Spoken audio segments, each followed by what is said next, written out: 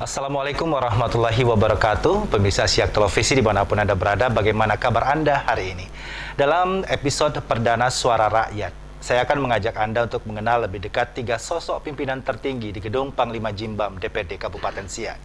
Mereka adalah yang pertama Ketua DPD Kabupaten Siak, Bapak Haji Asmi SE. Assalamualaikum Bapak. Kemudian ada Wakil Ketua 1 Bapak Fairuz SAG. Assalamualaikum Bapak. Kemudian Wakil Ketua 2, Bapak Androy Adirianda SH MH CLA. Assalamualaikum Bapak. Nah, saya juga akan mengajak Anda, pemirsa Siak Televisi, untuk melihat atau menapaki awal bagaimana perjalanan karir 3 pimpinan ini, mengawali karir mereka di dalam dunia perpolitikan, kemudian azam apa yang sebenarnya mereka bawa sehingga mendudukkan mereka sebagai wakil rakyat di Kabupaten Siak. Dan sejauh mana peran mereka dalam menyuarakan, mengakomodir, serta merealisasikan mimpi-mimpi masyarakat Kabupaten Siak yang diamanahkan di pundak mereka. Inilah Suara Rakyat dalam episode Aku Wakil Rakyat bersama saya, Eki Novemirata. Baik Pak, mengawali bincang-bincang kita pada hari ini, satu pertanyaan sama yang akan saya ajukan ke Pak Ketua dan Pak Wakil Ketua 1 dan Ketua 2. Mengapa harus menjadi wakil rakyat? Mungkin ke Pak Ketua dulu. Terima kasih Pak Eki. Yang pertama adalah mengapa kita sebagai wakil rakyat. Pertama adalah hak perpolitikan seluruh masyarakat Indonesia, ya, warga negara Indonesia terlibat dalam berpolitik. Dalam hal ini kita selaku kader partai, ya, kader partai tentu saja menjadi pengurus partai, menjadi kader partai tentu saja tujuannya adalah adanya satu keterwakilan masyarakat, tapi melalui partai politik. Dalam hal ini saya sebagai wakil rakyat berasal dari Partai Golongan Karya. Dengan tujuannya adalah mungkin disinilah adanya suatu peran masyarakat di dalam pemerintahan. Dalam pemerintahan sebagai menunjuk wakilnya untuk sebagai pepanjang tangan pemerintahan.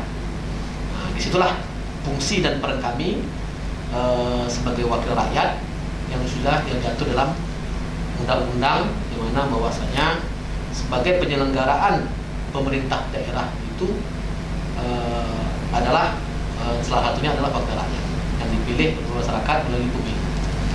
Itu sudah diatur di dalam Undang-Undang Nomor 23 Tahun 2014 bahwasanya DPRD itu adalah penyelenggaraan pemerintah.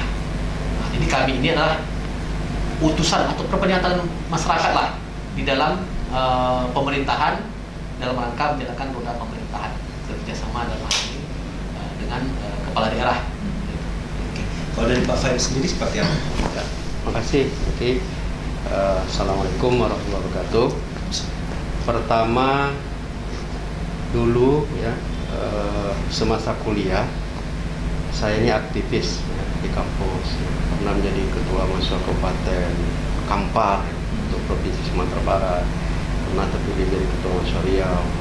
Nah, waktu itu saya pernah ke Kampar, saya bertemu dengan Pak Haji Swardi, ketua DPD Kampar dari Golkar, dan juga Pak Amin waktu itu, senior DP3 yang juga 5 periode menjadi anggota DPRD. Waktu itu saya diminta mereka,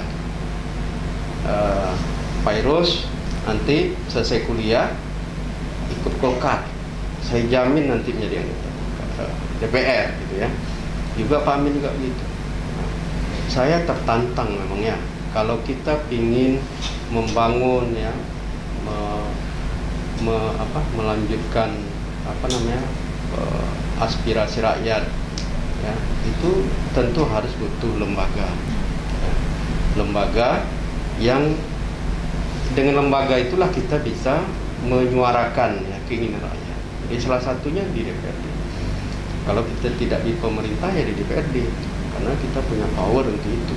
Makanya di DPRD ini kan kita ini wakil rakyat yang punya hak ya untuk memperjuangkan rakyat, terutama di dapil yang menjadi di mana kita dipilih oleh rakyat di dapil kita. Jadi bagi saya menjadi anggota dewan ini adalah amanah Yang amanah ini ya tentu untuk memperjuangkan keinginan-keinginan rakyat di DPRD. Jadi saya memang dari awal itu tidak punya keinginan yang lain. Saya dari awal semasa kuliah sudah punya niat ingin jadi anggota dewan, ya, karena saya ingin berjuang untuk rakyat, ya, untuk rakyat lah pada umumnya. Jadi, Nah, Pak Andre sendiri seperti apa? Terima kasih. Sebenarnya kalau niat pertama menjadi anggota DPRD ini tentu tercetus dari diri pribadi. Tapi waktu itu karena saya awalnya dari tamatan pesantren, 6 tahun di pondok pesantren Babu Salam, habis itu mengikuti kuliah, tapi tawaran-menawar itu ke orang tua memberikan tawaran untuk saya masuk di bidang hukum, artinya menjadi advokat kah, jaksaan kah atau apa. Tapi pada waktu itu karena saya punya pendirian dan perjuangan masing-masing dalam diri, akhirnya kenapa saya mau menjadi wakil rakyat, karena waktu itu saya berpikir rezeki alhamdulillah Allah sudah kasih. Terus ibunda saya juga dulu berpolitik, almarhumah, dari salah satu partai, tapi belum diberi rezeki waktu itu untuk duduk dari Dapil Minas. Tapi pada waktu itu saya berpikir hidup ini hanya 3 gitu. Karena kita dari pesantren, ya terlebih kita punya kekurangan, punya kelebihan juga pastinya. Tapi kekurangan itulah yang harus kita perbaiki sampai saat ini. Nah, saya berpikir dulu hanya ingin berbuat tuh yang penting hidup ini banyak yang ngantarin kita, banyak nyolatin, dan banyak yang mendoakan kita di akhir masa jabatan. Ya dengan apa? Salah satunya dengan memberikan kepada masyarakat itu bantuan-bantuan serta apa yang bisa kita aspirasikan di DPRD. Nah, kekuatan itu hanya ada di lembaga Panglima Jimbam ini, terkhusus untuk Kabupaten Siak. Dari segi aturan, segi kebijakan, komunikasi dan koordinasi dengan pemerintah daerah tentu dilakukan di lembaga DPRD. Nah, saya yakin juga Pak Ketua dan Pak Wakasatu juga punya cita-cita yang sama dari awal. Terlepas kami ini ada kekurangan, ada kelebihan, tapi niat saya, Pak Ketua dan Pak Wakasatu tentu bagaimana aspirasi masyarakat yang sampai hari ini tidak tertuang dan tidak sampai ke pemerintah daerah, terkhusus Pak Bupati mungkin, ya kan? Itu kami sampaikan melalui kebijakan-kebijakan yang ada di DPRD. Nah, alhamdulillah Pak Bupati pun hari ini memberikan dukungan penuh gitu kepada DPRD Siak, ya kan? Jadi cita-cita saya menjadi wakil rakyat ingin berbuat itu saja. Banyak ya, di sisa masa hidup saya itu banyak yang ngantarin, karena saya di satu sisi waktu itu ketika meninggalnya Ustadz Jeffrey Al-Bukhari, itu bagaimana ribuan orang mengantar. Nah, situ saya melihat wah, hidup saya itu harus seperti itu gitu. Walaupun saya banyak kekurangan juga, saya pastikan itu. Tapi namanya kita politik nih pasti ada ya hitam putihnya gitu. Arti hitam putih itu saya tidak juga baik, dalam artian ya pasti juga suka menggunjing, namanya kita saling bercerita. Tapi pada intinya saya ingin memperbaiki itu dalam hidup, itu saja. Tapi niatnya ini aspirasi masyarakat itu tersampaikan. Nah, ketika melihat perjalanan awal karir yang berbeda, latar belakang yang berbeda, namun ketika duduk di gedung Panglima Jimbam ini ada satu kesamaan, ada hak masyarakat yang harus disuarakan, kemudian ada amanah yang harus dijalankan di pundak bapak-bapak masing-masing. Nah, bagaimana menjalankan peran ini sebagai wakil rakyat? Karena kan bukan hanya 1-2 orang saya yang diwakili, tapi seluruh masyarakat Kabupaten Siak dari dapil masing-masing. Silakan Pak Ketua mungkin. Ya, terima kasih. Jadi di sini kita sebagai wakil rakyat, ya, kita dipilih oleh masyarakat berdasarkan dapil masing-masing. Untuk kami 3 ini pimpinan dapil yang berbeda. Saya dapil 1, Pak Fairuz dapil 2, Pak Andro dapil 3. Nah, masing-masing memiliki tentu saja memiliki konstituen yang di tempat yang masing-masing lah. Intinya dengan terpilihnya kami, tentu saja masyarakat yang memilih, artinya memiliki suatu harapan besar terhadap kami, keberadaan kami sebagai terpilihnya menjadi wakil rakyat. Inilah sebagai amanah yang mungkin ya yang dititipkan kepada kami untuk dapat melaksanakan dan menyampaikan amanah-amanah mereka ini di dalam pemerintahan. Nah, tentu saja inilah sebagai tanggung jawab kami ya selaku anggota dewan bertanggung jawab terhadap apa yang menjadi beban dan tanggung jawab kita yang telah dititipkan masyarakat seperti amanah yang disampaikan tadi. Jadi inilah kita tunjukkan kepada masyarakat bahwa bahwasanya kita di DPRD ini benar-benar berfungsi, ada manfaatnya bagi masyarakat. Bukan artinya masyarakat memilih hasil memilih saja. Dan kami pun begitu juga, keberadaan kami di DPRD ini hanya mendapat pengakuan oleh negara, dapat fasilitas apa segala macam. Kami tak mau juga diukur seperti begitu. Tentu saja kami alhamdulillah pimpinan DPRD yang telah diberikan amanah oleh Allah Subhanahu Wa Taala ya, artinya terpilih sebagai anggota dewan dan juga alhamdulillah terpilih sebagai pimpinan. Itu berbeda itu bagi alhamdulillah ada bonus lebih banyak kami ditunjuk sebagai pimpinan DPRD Kabupaten Siak. Itu saja kami akan menunjukkan kepada masyarakat bahwasanya di zaman kepemimpinan kami ini artinya betul-betul anggota DPR itu berfungsi benar-benar berfungsi sebagai wakil rakyat yang betul-betul bermanfaat bagi masyarakat. Itu yang penting. Memang kalau melihat ini kan kedudukan dari wakil rakyat yang duduk di DPRD, selain mewakili rakyatnya, juga mewakili perannya sebagai anggota partai, ini mensinergikan dua peran ini seperti apa? Mungkin dari Pak Waka dulu. Ya, baik. Jadi anggota DPRD ini kan duduk melalui partai politik. Pak Azmi dari Golkar, saya dari PAN, Pak Ando dari Gerindra. Kemudian juga kami ini duduk dari latar belakang yang berbeda, ya, disiplin ilmu yang berbeda. Pak Azmi ini dari ekonomi, saya kan sarjana agama. Kemudian Pak Andoy dari sarjana hukum, gitu kan. Cuman ketika kita masuk di lembaga ini, tentu semuanya harus kita pelajari. Kita juga harus banyak belajar. Jadi anggota DPRD ini, karena yang saya tak tahu mungkin Pak Azmi tahu, Pak Andoy tahu, yang mereka tak tahu saya tahu. Jadi kita harus berbagi, apalagi di pimpinan ini. Saya berterima kasih ya dengan pimpinan Pak Azmi ini, sebagai ketua DPRD. Walaupun mungkin Pak Andoy dan Pak Azmi ini, saya ini lebih senior mungkin, baik dari umur, dari jabatan sudah 3 periode, di partai juga sudah pernah ketua partai dan banyak jabatan yang saya duduki di partai politik ini. Alhamdulillah sekarang juga diminta oleh Pak Alfedri ya sebagai wakil ketua PAN Riau. Jadi tentu dari disiplin ilmu yang berbeda. Nah, disinilah ya kepiawaian dari orang politik ini. Gitu. Jadi menurut saya tidak ada yang tidak bisa kita lakukan kalau kita mau.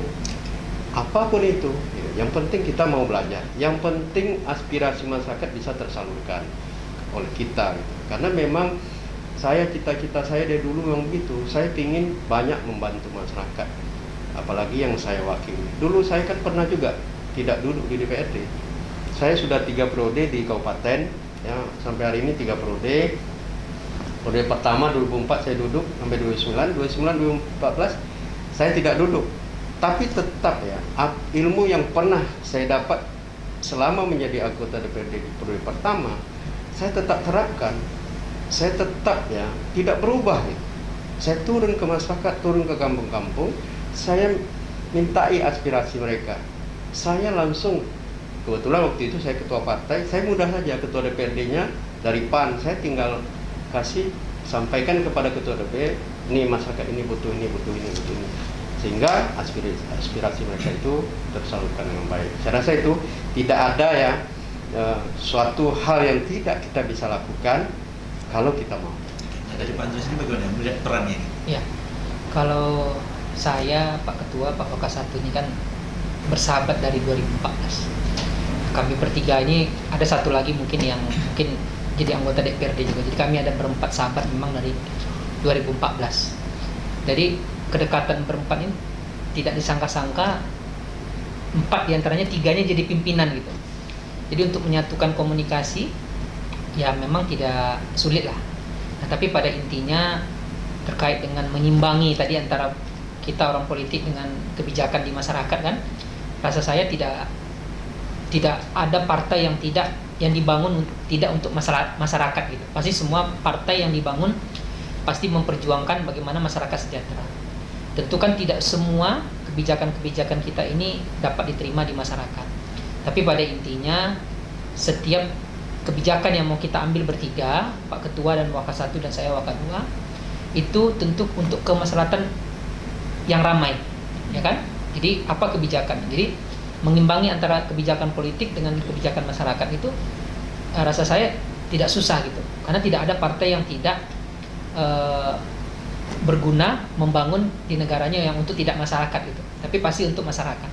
Nah, tadi terkait dengan pertanyaan Bapak tadi, ya bagaimana mengimbanginya, tentu kami berusaha membuat kebijakan di DPRD dengan kebijakan yang menguntungkan banyak orang gitu. Bukan menguntungkan sikit-sikit atau menguntungkan pribadi-pribadi gitu. Nah, makanya kami berembuk bertiga, terkadang ya saya, Pak Pairus, Pak Azmi juga pasti ada selek, ya kan? Karena pola pikir berbeda-beda dari yang disebutkan Pak Pairus tadi, dari latar belakang berbeda-beda. Tentu kami juga akhirnya bermusyawarah. Ya kadang putus, kadang tidak putus gitu. Itu wajar dalam politik. Tapi karena kami sudah bertiga ini berteman dari 2014, ya tahu cara masing-masing untuk berbaikan kembali gitu. Arti berbaikan itu berkomunikasi kembali, silaturahminya. Tapi kebanyakan tujuan kami bertiga itu jarang yang tidak sama, pasti sama semua. Hampir 80% sama. 20% kadang ada juga slacknya gitu.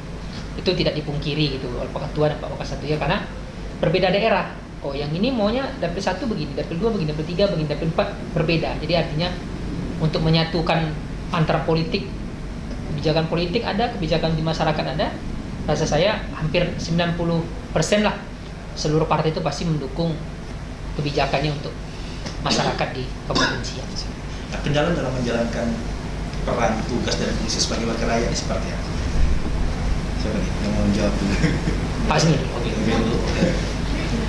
Kalau peran dan tanggung jawab ya dalam melaksanakan sebagai wakil rakyat ini, sebenarnya kalau berkaitan dengan kendala ya biasalah, pasti ada lah. Sekarang ini bagaimana kita bisa menyikapi dengan baik terhadap persoalan atau masalah-masalah yang ada. Kenapa? Ya nama masalah pasti ada, ya kan? Terutama di dalam masyarakat. DPRD inilah sebagai tempat masyarakat mengadu terhadap masalah-masalah yang muncul di dalam masyarakat. Memang banyak sekali persoalan yang muncul di masyarakat. Masyarakat datang sudah mengadu, ya kan, ke DPRD. Karena inilah fungsi DPRD, wakilnya mereka, ya kan? Nah, mereka mengadu sama wakilnya di pemerintahan.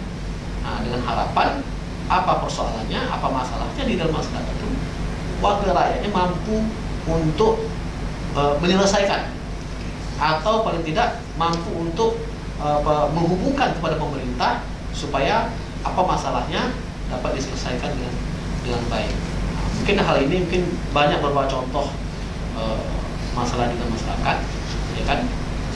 Atau aspirasi masyarakat, bukan masalah saja, masuk aspirasi, ya kan, dalam hal pembangunan di tiap daerah ya, seperti di kecamatan, desa-desa atau segala macam. Mereka melaporkan sama kita. Nah, mungkin dalam hal ini momentum yang tepat itu mereka menyampaikan masalah atau aspirasinya. Mungkin kami dari DPRD kan ada reses.